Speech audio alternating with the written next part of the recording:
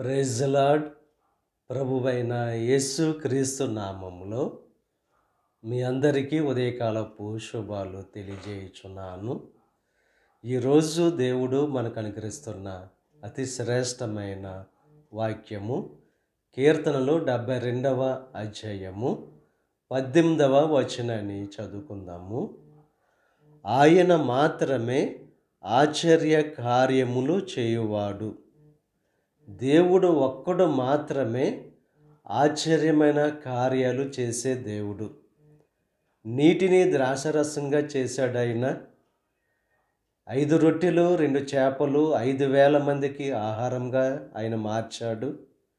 ఆయన ఒక్కడే ఆశ్చర్యమైన కార్యాలు చేసే దేవుడు. కనుక ఎవరైతే దేవుణ్ణి ఆశ్రయిస్తారో వారి జీవితాల్లో ఆయన ఆశ్చర్యమైన కార్యాలు జరిగించేవారుగా ఉన్నారు. ఉదయకాల సమయంలో ఎటువంటి సమస్యల్లో ఉన్నా, ఎటువంటి ఆర్థిక ఇబ్బందుల్లో ఉన్నా, ఎటువంటి కష్టాల్లో ఉన్నా ఆయనను ఎప్పుడైతే మనం ఆశ్రయిస్తామో ఆయన బహు ఆశ్చర్యమైన కార్యాలు జరిగించే దేవుడు. ఎర్ర సముద్రం అడ్డుగా వచ్చినప్పుడు 2 పాయలుగా చేసి ఆరిన నేల మీద నడిపించిన దేవుడు ఇక ఉదయకాల సమయంలో మీ జీవితాల్లో కూడా ఆశ్చర్యమైన కార్యాలు జరిగిస్తారు. కనుక ఆయనను ఆశ్రయించి అద్భుతమైన కార్యాలు, ఆశ్చర్యమైన కార్యాలు పొందుకోవాల్సిందిగా ప్రభు పేరట మిమ్మల్ని కోరుచున్నాను. దేవుడు మిమ్మల్ని దీవించి ఆశీర్వదించి ఈరోజు దేవుడు మీ జీవితాల్లో ఆశ్చర్యమైన కార్యాలు జరిగించును గాక.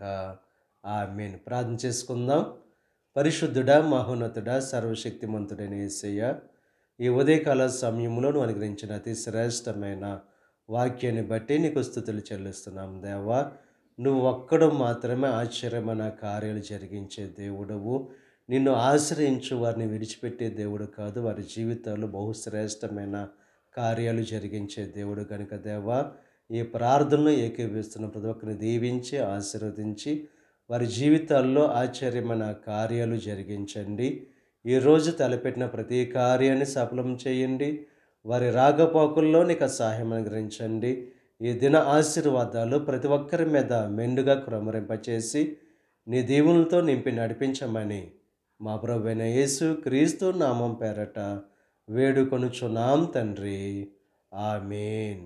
తండ్రి, కుమార, పరిశుద్ధాత్మ త్రియేక దేవుని యొక్క కృప సదాకాలం మనకు తోడై ఉండి దేవుని యొక్క దీవెనలు ఆశీర్వాదాలతో నింపి నడిపించును గాక. ఆమేన్.